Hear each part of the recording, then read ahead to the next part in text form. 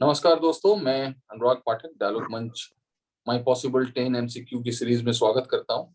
आज हम एनवायरनमेंट के ऊपर क्वेश्चन डिस्कस करने जा रहे हैं और इसके लिए मैंने रोहित मदान जी को इनवाइट किया है। तो आपका बहुत बहुत स्वागत है इस मंच में Rohit ji. Thank you sir. तो रोहित, आज हम 10 क्वेश्चन आपके साथ डिस्कस करेंगे। तो इसमें पहला क्वेश्चन क्या है सीरीज का?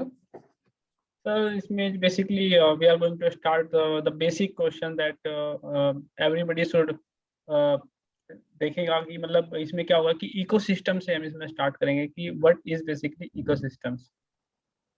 ओके, तो आपके इस पॉसिबल 10 का पहला क्वेश्चन क्या है? Sir which one of the following is the best description of the term ecosystem. अच्छा, तो which of the following is the best description of the term ecosystem? पारिस्थितिक तंत्र का सबसे उचित और सबसे बेस्ट एग्जाम्पल कौन सा है?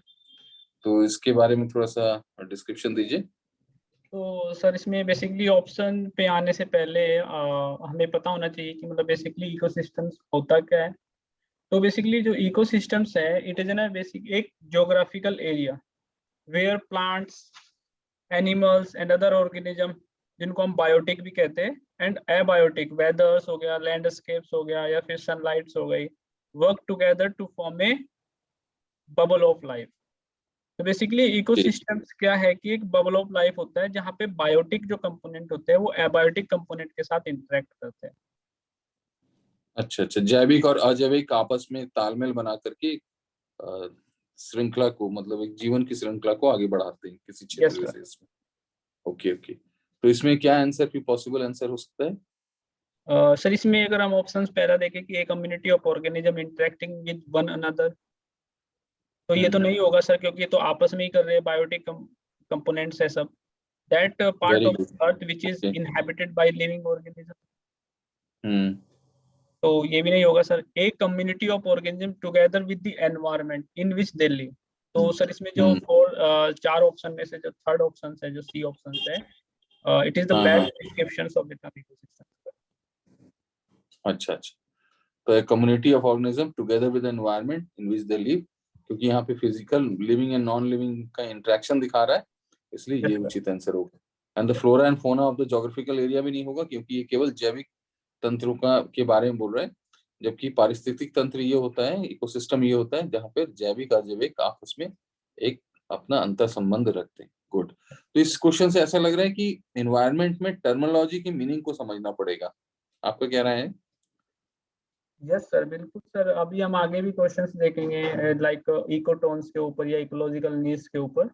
तो टर्म्स का तो सर चाहे वो इकोलॉजी हो सर चाहे वो इकोनॉमी हो, दोनों मतलब हर सब्जेक्ट में ही सर इसका एक मतलब इम्पोर्टेंस अच्छा, रहती है। टर्मिनोलॉजीज पे काफी क्वेश्चन आ जाते हैं। तो मतलब ये है कि लिस्ट ऑफ पॉसिबल टर्मिनोलॉजी को रख करके उसके मीनिंग समझ लेना चाहिए बच्चों को। ठीक है, नेक्स्ट क्वेश्चन को देखते हैं। In the context of ecosystem productivity, marine upwelling zones are important as they increases the marine productivity by bringing the productivity, उत्पादकता, पारिस्थितिक उत्पादकता, इकोसिस्टम प्रोडक्टिविटी क्या होता है? सर अगर हम मरीन प्रोडक्टिविटी को देखते हैं तो यहाँ पे सर मरीन वर्ड्स को हटा दीजिए, बेसिकली हम प्रोडक्टिविटी की बात करते हैं। तो प्रोडक्टिविटी क्या होता है कि पर यूनिट एरिया में अगर हम इनपुट देते हैं तो पर यूनिट एरिया में हमारा क्या आउटपुट आता है सर। अब जैसे सर अभी एक एग्जांपल आ रहा है कि फार्म प्रोडक्टिविटी लगातार घटती जा रही है क्योंकि सर जैसे क्या हो रहा है कि फ्रेगमेंटेशन लैंड का हो गया है और इनपुट उतना ही है सर, तो लैंड के घटने से वो प्रोडक्टिविटी सी घटती जा रही है। तो सर यहाँ पे भी ऐसा ही है मरीन प्रोडक्टिविटी में कि तो मरीन यस सर। तो पारिस्थितिक उत्पादकता क्या होगा? मतलब वनस्पति का भार वर्ग से रिलेटेड है, उत्पादन से रिलेटेड है? Yes sir, per unit area में बायोमास उसमें मतलब कितना होगा सर। तो क्योंकि सर हम इकोसिस्टम को बायोमास के थ्रू देखते हैं। तो सर जैसे अब अगर हम मरीन इकोसिस्टम्स की बात करते हैं तो मरीन इकोसिस्टम में सर ड्वेलिंग जोन्स होते हैं और ऑफ वेलिंग जोन्स होते हैं सर। तो बेसिकली इनका जो ओरिजिन है वो तो ओशियन जो करंट्स होती है उसके थ्रू हुआ है, जो कि प्लेनेटरी विंड्स ओरिजिनेट करती है। तो अगर हम सर अपवेलिंग जोन्स को देखते हैं, जैसे सर ये जो पाया जाता है आपका, जैसे सर पेरू कोस्ट में पाया जाएगा, तो सर ये कंटिनेंट के वेस्टर्न कोस्ट में पाए जाते हैं। और अगर हम सर मरीन इकोसिस्टम की, अगर हम ओशियंस की बात करें, तो सर ये वेस्टर्न उसके ईस्टर्न कोस्ट में पाया जाएगा। क्योंकि जैसे अगर हम अच्छा अच्छा। ट्रेड विंड्स को देखते हैं, तो ट्रेड विंड्स का जो फ्लो होता है वो हम्म। ईस्ट टू वेस्ट होता है। तो समुद्री क्षेत्र में कुछ जगह में पानी का अपवेलिंग माने ऊपर आती है समुद्री क्षेत्र में, और कुछ क्षेत्र में पानी नीचे की तरफ जाती है। नीचे अच्छा, जाता है सर वो इस सर इससे इससे यस सर। पारिस्थितिक तंत्र की उत्पादकता, इकोसिस्टम प्रोडक्टिविटी में कैसे फर्क पड़ जाता है? क्योंकि सर अगर हम देखते हैं, अगर हम सर उसको देखें, जैसे इक्वेटर्स को देखें, तो जब अगर हम लैटिट्यूड्स को देखते हैं सर, लैटिट्यूड्स पे तो सनलाइट तो सर इक्वली रहती है। तो बट फिर भी हाँ हाँ हमें हाँ। डिफरेंस देखने को मिला है ईस्टर्न और वेस्टर्न साइड्स में। वो इसीलिए मिला है अच्छा। अपवेलिंग जोन्स में। तो हम सर अगर अपवेलिंग जोन्स को देखते हैं, तो क्या हो रहा है कि जो पानी है, जो कोल्ड वाटर है, वो हम्म नीचे से ऊपर आ रहा है। अब हम्म ऊपर वाले हमें, अब हमें यहाँ पे कंपैरिजन करना पड़ेगा कि क्या नीचे वाले वाटर में ऐसा क्या है कि वो उसने मरीन प्रोडक्टिविटी को इतना बढ़ा दिया है। वो इसलिए बढ़ा हम्म दिया है क्योंकि जो नीचे वाला जो जोन रहता है, वो बेसिकली क्या होता है कि वो लिविंग, उसमें क्या होता है, बेसिकली वो रिमेन जो है इनएक्टिव रहता है। उसमें कोई भी हम्म लिविंग नहीं होता, क्योंकि जो सनलाइट की जो भेदन क्षमता जिसको हम बोलते हैं, जो प्रोपेंसिटी होती है, हम्म वो भी 200 और 400 मीटर तक रहती है। तो वहां पे कोई हम्म भी लिविंग एक्टिविटी नहीं होती, तो इसलिए जो न्यूट्रिएंट होता है वो रिमेन वाटर में ही अवेलेबल रहता है। और इसलिए ही जो हम्म न्यूट्रिएंट रिच वाटर होता है, जो नीचे से ऊपर आता है, तो वो उसको एक तरीके का फ्यूल देता है, जो कि जो लिविंग, और जैसे लाइक फिश हो गया या फिर फाइटोप्लैंक्टन्स हो गए। तो हम्म अब वो फर्दर क्या होता है, जैसे फाइटोप्लैंक्टन या जो प्लैंक्टन, वो फर्दर फिश का और अदर्स जो मैमल्स है, सी मैमल्स है, उनके लिए फूड का हम्म। काम करता है। तो वो एक तरीके का यहाँ पे इको मरीन प्रोडक्टिविटी को बढ़ाने के लिए बहुत फायदेमंद रहता है। Okay okay, very good. तो इसका क्या होगा पॉसिबल आंसर?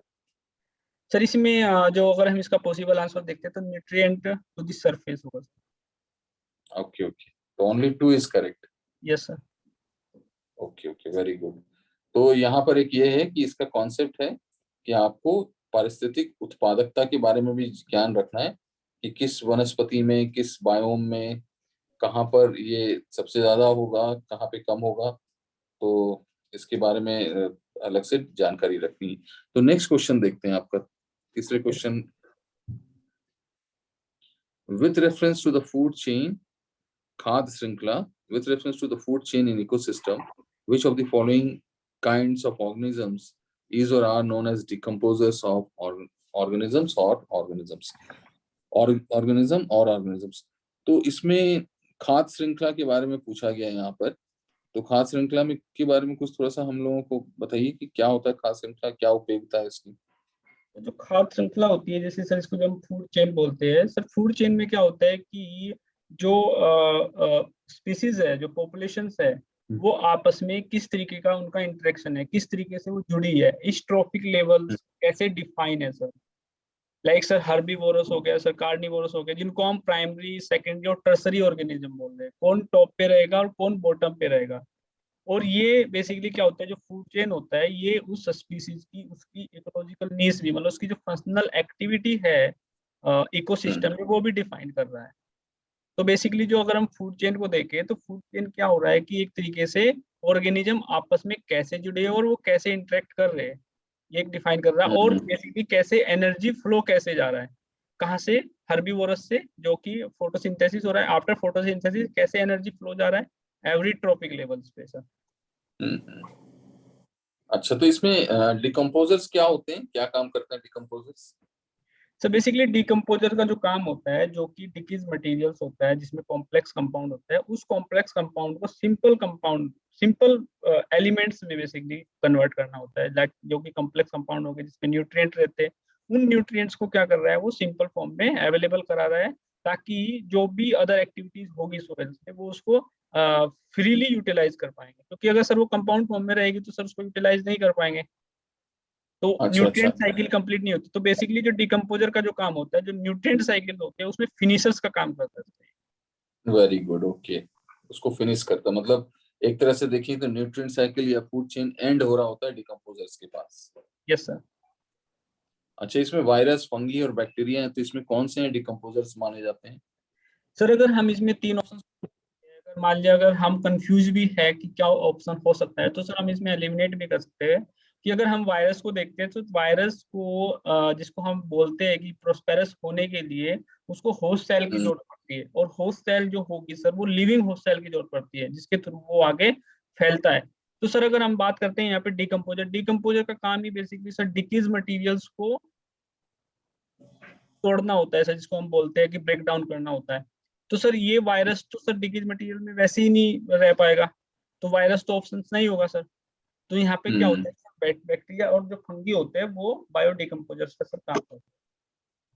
ओके ओके, तो ये बहुत अच्छा ऑप्शन दिया कि वायरस को एक लिविंग होस्ट की जरूरत होती है, और जो कि डिकम्पोजर्स जो होते हैं वो उसमें लिविंग बीइंग नहीं होते, इसलिए वायरस उसमें डिकम्पोजर का काम नहीं कर पाता है। Yes sir. Okay, next question देखते हैं। Yes sir. With reference to the food chain ecosystem, consider the following statement. खाद्य श्रृंखला के संदर्भ में, पारिस्थितिक तंत्र के अंदर खाद्य श्रृंखला के संदर्भ में कौन सा जो व्याख्या है इसमें सत्य है? A food chain illustrate the order in which the chain of organism feed upon each other. Second, a food chain are found within the population of species. A food chain illustrate the number of each organisms which are eaten by other. तो इसके बारे में कुछ जानकारी दीजिए। तो जैसे अभी हमने लास्ट क्वेश्चंस में देखा ही है सर कि फूड चेन्स क्या डिफाइन कर रहा है, एवरी ट्रॉपिक लेवल्स पे दिखा रहा है कि कैसे वो आपस में जो स्पीसीज है वो जुड़ी हुई है। और जैसे सर इसका सेकंड ऑप्शन है कि food chains are found within the population of species, अगर सर ये ऑप्शन होता कि food chains are found within the community, तो सर ये हाँ, ऑप्शन तब करेक्ट होता है। बट सर यहाँ पे अच्छा अच्छा। पॉपुलेशन ऑफ स्पीसीज की बात कर रहे हैं सर, जो पॉपुलेशन होती है जैसे सर ह्यूमन पॉपुलेशन हो गए या फिर डॉग की पॉपुलेशन हो गई, सब जो पॉपुलेशन होता है वो विद इन द स्पीसीज होता है सर। और with in the hmm. Species में तो सर नहीं होता, जैसे अगर हम देखते हैं कि लायन लायन के ऊपर तो नहीं सर फूड चेन में हम्म, कनेक्ट है। लायन जो होगा सर वो नीचे वाले अपने डियर या फिर अदर स्पीसीज से अच्छा अच्छा। कनेक्टेड रहता है सर। हम्म तो सेकंड ऑप्शन तो सर इसका रॉन्ग हो गया। हम्म। तो फर्स्ट ऑप्शन कहता है सर कि ए food chain illustrate the order in which the chain of organism feed upon each other, बिल्कुल सही ऑप्शन है सर, क्योंकि अब सर हमने ओके जैसे ठीक। फूड चेन की डेफिनेशन से देखा है। और जो थर्ड ऑप्शन हम्म इसमें रहता है कि food chain illustrate the number of each organism which are eaten by other, sir इसमें बिल्कुल अगर इसको ऑप्शन होता है कि, क्योंकि सर इसमें बिल्कुल वो नंबर्स की बात कर रहा है, तो सर नंबर्स तो बिल्कुल भी डिफाइन नहीं होता सर। एक तो फूड चेन की हम बात करते हैं बहुत कॉम्प्लेक्स है, और हम्म। तो एक ऑर्गेनिज्म सर ऐसा तो नहीं है कि वो कितने के द्वारा खाया जा रहा है सर। अच्छा अच्छा, ठीक है। तो सर वो ठीक, वैसे भी सर डिक्रीज हो सकता है, ऐसा नहीं है कि वो रिटर्न होगा। तो इसका पॉसिबल आंसर हुआ ए ओनली। Yes sir. ठीक है, गुड। नेक्स्ट क्वेश्चन देखते हैं। Yes sir. Which one of the following terms describe not only the physical space occupied by the organisms, but also its functional role in the community of organisms? तो इस question को समझाने से पहले ये जो शब्द यूज किए गए हैं, ecotone, ecological needs, habitat, home range, इसको समझाइए, फिर हम क्वेश्चन के बारे में देखते यस सर, क्योंकि सर अगर हम इन वर्ड्स को इसको समझेंगे तभी हम सर क्वेश्चंस को टैकल भी कर पाएंगे। तो हैं। सर सबसे पहले इकोटोन तो बिल्कुल ही अगर हम देखें तो यहाँ पे इकोलॉजिकल नीड्स और हैबिटेट और होम रेंज सिमिलर है, but ecotone is completely different. तो इकोटोन सर उसको बोलते हैं, जैसे सर इको को हमने देखा कि इको क्या होता है, इको तो एक तरीके का होम होता है स्पीसीज का। अब जो टोन होता है सर इसको बोलते हैं ट्रांजिशंस, जो होता है जो ग्रीक वर्ड्स में यूज ओके किया ओके। गया है। तो सर इको टोन जो होता है वो एक इकोसिस्टम होता है जो कि टू इकोसिस्टम्स का ट्रांजिशन जोन होता है, लाइक सर जैसे फॉरेस्ट और फॉरेस्ट को देखे और डेजर्ट के बीच में सर ग्रास लैंड आता है, हाँ हाँ। और जैसे सर रिवर्स के बीच में और अगर सोइल्स के बीच में देखे तो एक मार्सी रीजन्स आता है। अच्छा अच्छा, जैसे मरीन और टेरेस्ट्रियल के बीच में वेटलैंड आ जाता है, वेटलैंड भी आ तो गया सर, मैंग्रोव्स आ गया सर। मैंग्रोव आ गया, तो एक तरह के ये ओवरलैपिंग वो हो गया, ये सर बायोम्स जहाँ पे इसमें होते हैं। ये सर इसमें दोनों की फीचर्स रहती है, और इसलिए सर जो इकोटोन होता है वो बहुत ही, अगर देखें सर, अगर इकोलॉजिकल इंपोर्टेंस देखें बहुत ज्यादा होती है, डाइवर्सिटी बहुत ज्यादा होती है, क्योंकि सर दोनों के ऑर्गेनिज्म वहाँ पे मिल सकते, पाए जा सकते हैं। Okay okay good. इकोलॉजिकल नीच और हैबिटेट इन सब के बारे में बताइए। सर अगर हम इकोलॉजिकल नीश को देखें, और इकोलॉजिकल जो नीश होता है सर, इसमें क्या होता है कि एक जो स्पीसीज है वो स्पीसीज कैसे उस इकोसिस्टम्स में फंक्शनली, उसका रोल क्या है बेसिकली, इसमें यहाँ पे इकोलॉजिकल नीड्स में जब भी हम बात करते हैं उसके फंक्शनल रोल की बात करते हैं, लाइक सर जैसे अभी हम इंसेक्ट की बात करते हैं, सर इंसेक्ट का जो इकोसिस्टम में जो काम है वो क्या करते हैं, जैसे पॉलिनेशन का काम करते हैं, या फिर जैसे बायोडिकम्पोजर का काम करते हैं, जैसे बीटल डंग है सर, वो क्या करती है, वो भी बायोडिकम्पोजर का काम करनी है। तो उनका फंक्शनल रोल कैसे है उस इकोसिस्टम में, कैसे वो कनेक्टेड, सर उसको बोलते हैं इको। जैसे अगर सर हम इस स्पीसीज को, जैसे पोलर बियर है सर, पोलर बियर का सर हाँ। पोलर रीजन से ही रिलेटेड है। अगर सर पोलर बियर भी सर अंटार्कटिका रीजन में भी नहीं पाए जाते, वो आर्कटिक रीजन में ही पाए जाते हैं।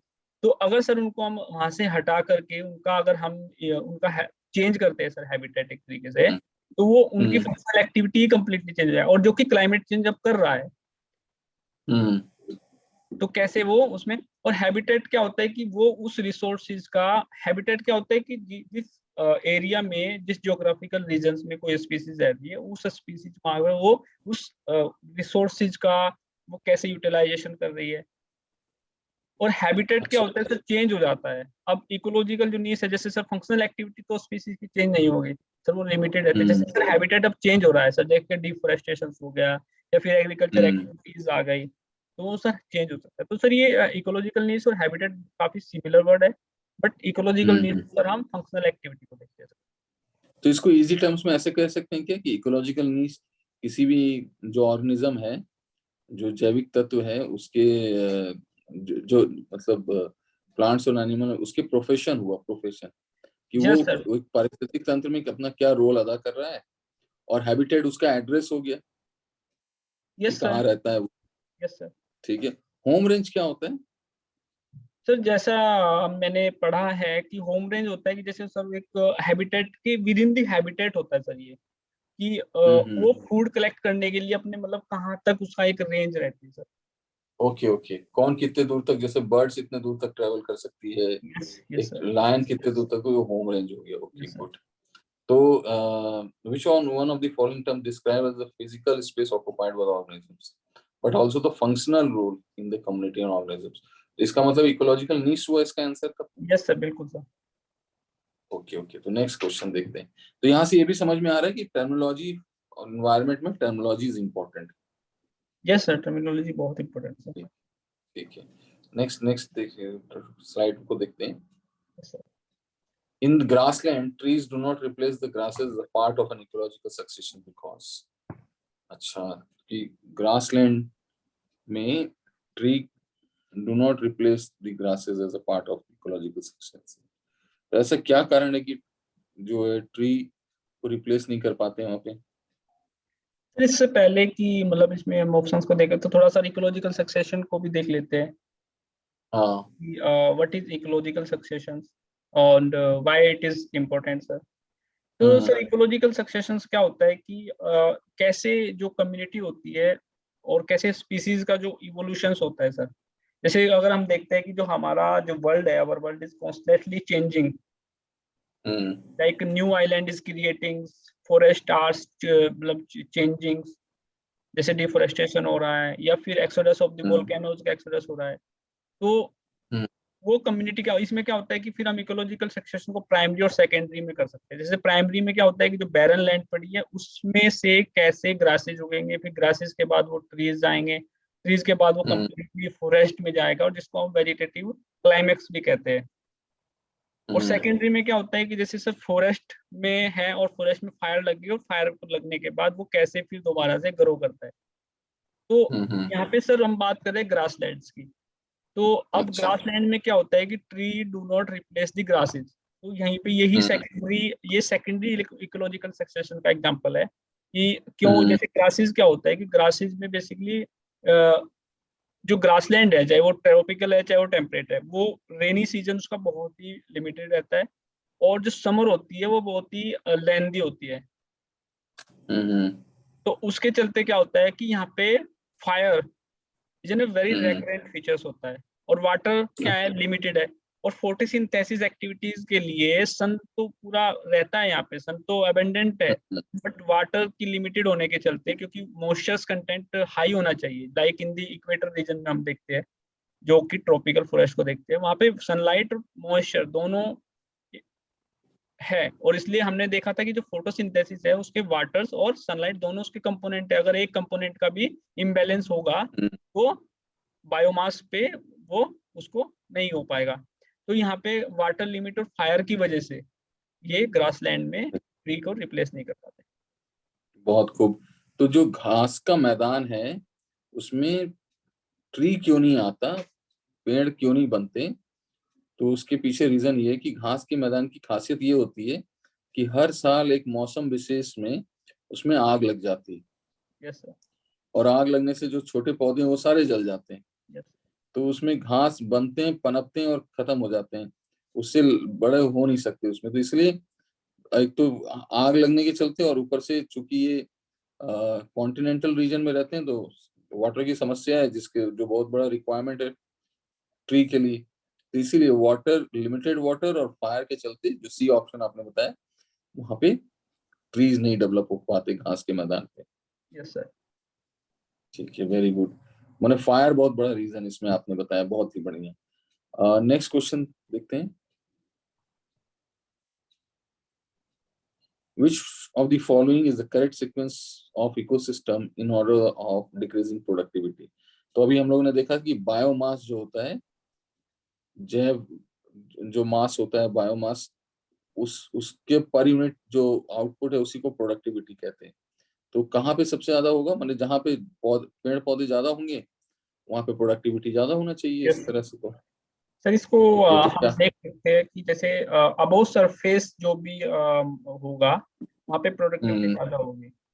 अब जैसे ओशियंस को देख लेते हैं, ओशियंस में क्या होता है, जैसे सनलाइट पेनिट्रेट कर पाती है 400 मीटर या 200 मीटर तक ही, तो उसकी जो नीचे हम्म, होता है वो उतना नहीं होता। वैसे तो अगर हमें देखने को लगता है कि ओशियंस की प्रोडक्टिविटी बहुत ज्यादा होती है, जैसे इसमें कोरल रीफ्स होता है वो होता है, बट सर अगर हम ओशियंस, क्योंकि इसमें ओशियंस यूज हुआ है, पर्टिकुलर कोई रीजन यूज नहीं किया, तो अगर हम टोटल लेंगे तो जो मास की जो प्रोडक्टिविटी बहुत कम हो जाएगी पर यूनिट एरिया में। अच्छा तो अच्छा, इसलिए सर इसमें ओशियंस की सबसे कम होगी, इसमें सर मैंग्रोव्स की सबसे ज्यादा होगी, फिर सर ग्रासलैंड की, फिर लेक्स की, और फिर ओशियंस की सर। बहुत खूब, बहुत बढ़िया। ओके, चलिए नेक्स्ट क्वेश्चन देखते हैं। Lichen which are capable of initiating ecological succession even on the bare rock are actually a symbiotic association. अच्छा, लाइकन का सिम्बायोटिक एसोसिएशन किससे होता है? तो जो तो लाइकन्स का होता है ना सर, वो होता है हम्म, फंगाई और एल्गी के साथ होता है सर। अच्छा अच्छा, और ये इसमें कर, यस सिम्बायोटिक एसोसिएशन क्या चीज है? सर, सिम्बायोटिक जो एसोसिएशन है सर, इसमें कैसे जो दो स्पीसीज है वो हम्म, कैसे इंटरेक्ट करती है आपस में, उनका इंटरेक्शन कैसा है। सर इसमें हम्म, इंटरेक्शन ऐसा नहीं है कि हमें देखने को लगता है कि सिम्बायोटिक एसोसिएशन क्या होगा कि एक फायदे वाला ही इंटरेक्शन होगा, जिसको हम म्यूचुअलिज्म बोलते हैं। सर ऐसा नहीं है, हम्म, क्योंकि इंटरेक्शन इसमें 5 तरह का इंटरेक्शन होता है, जिसमें म्यूचुअलिज्म होता है, कम्युनसलिज्म होता है, और फिर सर हम्म, इसमें प्रीडेशन वाला होता है। तो सर इसमें क्या होता है, जैसे म्यूचुअलिज्म, क्योंकि जो लाइकन्स है सर, इसका जो सिंपैथेटिक एसिड है वो म्यूचुअलिज्म है, जिसमें से दोनों फायदे में रहते हैं, मतलब दोनों बेनिफिटेड होते हैं हम्म, अपने इंटरेक्शन से सर। अच्छा अच्छा, ओके। तो यहाँ पर क्या आंसर है, लाइकन का किसके साथ होता है? सर एल्गी और फंगाई के साथ होता है। Algae fungi, very good. चलिए नेक्स्ट क्वेश्चन देखते हैं। Which one of the following is the process involved in photosynthesis? Okay, photosynthesis में क्या है इसके बारे में थोड़ा, हालांकि हम तो जानते हैं कि फोटोसिंथेसिस में क्या होता है, पेड़ पौधा सनलाइट के प्रयोग से एनर्जी बनाते हैं और मास बनाते हैं, फ्रूट्स और ये सब प्रोडक्शन करते हैं। और थोड़ा एक्स्ट्रा बताइए तो कि फोटोसिंथेसिस होता क्या है, क्योंकि ये तो सीजीपीएससी के सिलेबस में पूरा एक अलग रूप से ही दिया हुआ है फोटोसिंथेसिस। यस सर, तो जैसे सर अगर हमने देखा ही है कि जो फोटोसिंथेसिस होता है सर, उसमें क्या होता है कि फोटोसिंथेसिस में light energy basically chemical energy, और केमिकल एनर्जी एक तरीके की क्या होती है, उसके अपने स्ट्रक्चर बॉन्ड की वजह से होती है, जिसको पोटेंशियल एनर्जी भी हम सब बोल सकते हैं। तो लाइट एनर्जी को कैसे वो उसके पोटेंशियल एनर्जी में कन्वर्ट करता है, उसको सर वो स्टोर कर लेता है। तो बेसिकली फोटोसिंथेसिस क्या कर रहा है, जो हम रेस्पिरेशन ले रहे हैं उसका काउंटर बैलेंस है। बेसिकली फोटोसिंथेसिस में CO2 क्या हो रही है, वो सिंक हो रही है, और ऑक्सीजन क्या हो रही है, रिलीज हो रही है। तो फोटोसिंथेसिस को हम कह सकते हैं कि फोटोसिंथेसिस एक तरीके का जो लाइफ सपोर्ट का एक फंडामेंटल कंपोनेंट्स है सर। अगर फोटोसिंथेसिस नहीं होगा तो सर लाइफ सपोर्ट ही नहीं करेगी अर्थ पे। अच्छा अच्छा, तो ये रेस्पिरेशन का ऑपोजिट हुआ, विपरीत यस हुआ। Yes sir. Okay okay good. चलिए नेक्स्ट क्वेश्चन देखते हैं। Which of the following adds carbon dioxide to the carbon cycle on the planet Earth? तो किसके चलते कार्बन डाइऑक्साइड हमारे सिस्टम में आता है? Volcanic action, respiration. Volcanic action तो ठीक है, कुछ कार्बन डाइऑक्साइड आता है, रेस्पिरेशन तो हम जानते हैं, फोटोसिंथेसिस तो ऑपोजिट है जैसे आपने बताया, yes sir. And DK of organic matter. तो इसके बारे में बताइए, डीके ऑफ ऑर्गेनिक मैटर कहाँ कहाँ से कार्बन डाइऑक्साइड आ जाते हैं? यस सर, क्योंकि सर उसमें भी केमिकल अंदर रिएक्शंस होते हैं, जैसे सर वो बायोडिकम्पोज करते हैं। तो जो भी एल्गी और फंगाई जो भी काम करती है, क्योंकि सर कहीं ना कहीं वहां पे भी सर रेस्पिरेशन हो रहा है उनका भी, क्योंकि वो भी काम कर रही है। अच्छा। क्योंकि सर फोटोसिंथेसिस तो ओनली प्लांट कर सकते हैं। अब जैसे सर हम भी कोई जब हम काम करते हैं तो सर हम रेस्पिरेट करते हैं, और जैसे सर बैक्टीरिया और फंगी जब काम करेंगी और वो उसको डिक्रीज करेंगे, ऑर्गेनिक मैटर्स को करेंगे, और ऑर्गेनिक मैटर में बेसिकली जैसे सॉलिड वेस्ट हो गया या फिर कुछ भी हो गया सर, उसमें से भी गैसेज भी होते हैं जो कि मीथेन वैसे कंट्रीब्यूट होते हैं, बट सर CO2 का भी उसमें प्रोपोर्शंस रहता है। तो सर इसमें 1, 2 एंड 4 ऑप्शंस होगा सर। ओके ओके, तो चलिए ये 10 क्वेश्चन जो आपने शेयर किया है तो बहुत ही काम लाइक क्वेश्चन इसलिए है क्योंकि हालांकि ये लास्ट ईयर के पेपर से लिया गया क्वेश्चन है, इसी से मिलता जुलता क्वेश्चन संभावित रूप से आता है। तो अगर बच्चे ये 10 क्वेश्चन देख लें तो उनको एक रफ आइडिया मिल जाएगा। हु नोज, हो सकता है कि out of this 10 question they will be lucky enough to they will get 1 2 in their paper. तो रोहित जी बहुत बहुत धन्यवाद आपका इस सेशन के लिए, thank you. Thank you so much sir.